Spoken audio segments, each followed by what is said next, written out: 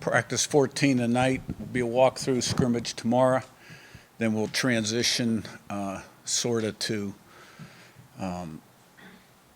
installed things that haven't been installed yet, special situations, and game week next week.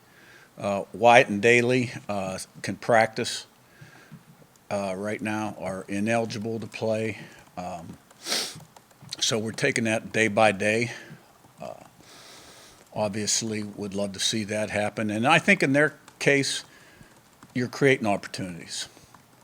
You look at Wyatt started less than half the games last year and got hurt. Then Daly stepped in, started 6 out of 16 games and got hurt.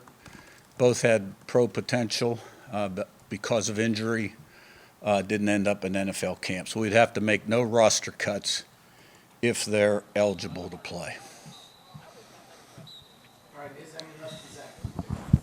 Kind of an extension to that, do you anticipate them kind of pursuing their own legal case to try to make that happen? And you had to deal with this last year with Lewis Moore. How do you handle kind of their practice reps while they're sort of in limbo like this? Yeah, we're going to support them in their quest to be eligible to play. And, Lewis's situation was a little different because he could play in the games. So, like I said, we'll just take it day by day in terms of the reps. Shifting to Josh, you've talked about the process that your transfer quarterbacks go through from winter to spring to summer to fall. Where have you seen him now with a healthy chunk of preseason camp to evaluate? Kind of where do you feel like he is in that process relative to some of the players you've seen go through in the past? Yeah, I don't think there's any question that he's improved and more confident. There's always improvement that can be made. There's still some missed opportunities out there that can be converted and executed. I think what you got to do is, if you want to make a comparison, you got to kind of look at where we were last year at this time. We walked off the field the second scrimmage and really weren't good at all throwing the football and weren't feeling very good about things. And, you even look at the first game against ODU.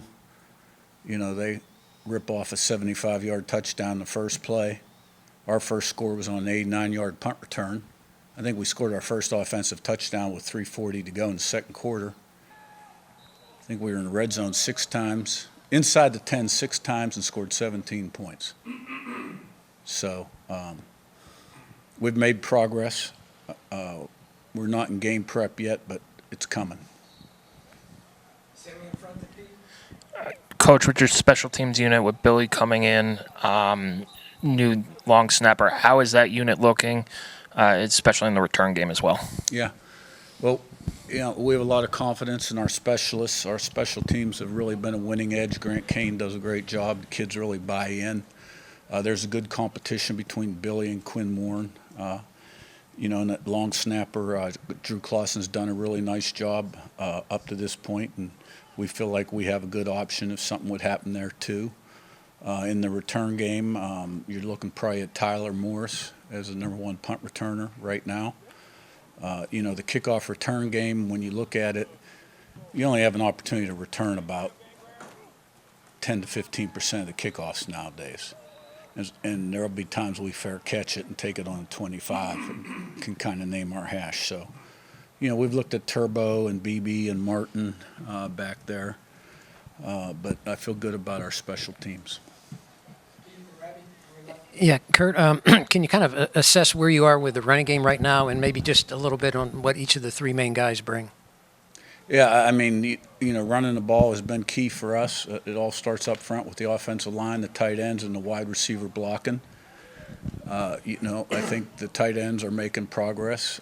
We can get a little better at receiver blocking with our hand placement in particular. The backs are really running hard, and I like our backs.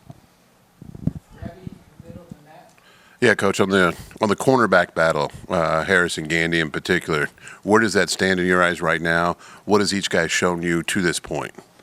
Yeah, I think Sharp has been our number 1 guy. AJ missed a couple practice. He tweaked his knee, but expect him back soon. He's working his way back right now. So I would say the next 7 practices, will probably determine who starts at the other cornerback position. They both have had their moments. Coach, Isaiah Jones has had a big role, obviously, in the defense the last couple of years, but this year even bigger with Aiden gone. He's going to be the green dot guy. You know, he's talked last week about being a leader. How pleased have you been with not only on the field, but what he's kind of evolved into off the field to kind of be one of those voices in the locker room? Yeah, I think we got a number of guys that have good leadership qualities on this team, and the more you have, the better it is. He's a natural leader, and he is the green dot guy, and cut from very similar cloth to Aiden Fisher. Just a really smart, instinctive player. He's a student of the game. He's the quarterback of the defense. You look at him and Roe Hardy, those are two guys that played a lot of football here and played really good football. Coach, you guys announced a full season sellout last week. Just curious your reaction to that. And I know you probably don't want to say a lot about the direction you want to see from a capacity standpoint at the stadium, but what can you say about that? Oh, I think it's awesome. I think we sold that stadium out, or season tickets, the first day. And, they're without a doubt the 12th man, the students and everybody else that come to the games. I mean, the stadium is really loud when we play at home. It's a problem for the opposition. And it's worth points, and they're a big part of our success.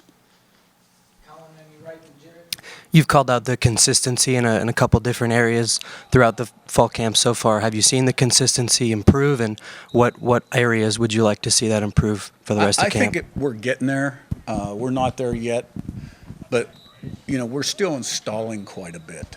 So the volume's heavy, and there's a lot of multiples and variables, and so you never carry the whole package in any game. You cut down what you think will be most effective. So I think the energy, the effort, the technique, the assignments, the finish have all improved, but still a way to go. Entering camp, you said Grant Wilson was your number 2, and then obviously Tyler Cherry's been working in there a little bit. Have you seen either of those guys kind of separate themselves, and how are you guys operating there right now? I would say Grant definitely has the edge for the number 2. He's an experienced guy, and has had a good camp, and Tyler's improved too. And, Jacob Bell has a gun, but there's only so many reps out there. Coach, I know you're laser focused on this season, but I know as the NFL preseason goes on, how much, if at all, do you pay attention to your former players in the NFL, and what does your relationship look like with your players post-grad? Yeah. I try to stay on top of how they've done, the 24 guys and the 25 guys, because we have quite a few of them, obviously. Shoot them a text once in a while, good luck or great job, that kind of thing. So they've made a good showing up this point, and wish them continued success. You do like the off-season film review and look for trends in college football. Was there anything that jumped out at you that when you went through all the film, that you noticed that you're kind of looking for this year? Not really. You kind of look for things that might fit your personnel. There's always things you can pick. Whether it's red area, goal line, third down, whatever, explosives, pass game, run game, gizmos, tricks, that kind of thing. So, every year it looks a little bit different, and I'm still going through that stuff. I'm always trying to refine it and stay on top of it, so if we need something, I've got it in my back pocket, that week, at least to present to the offensive staff table and see if it's got any value.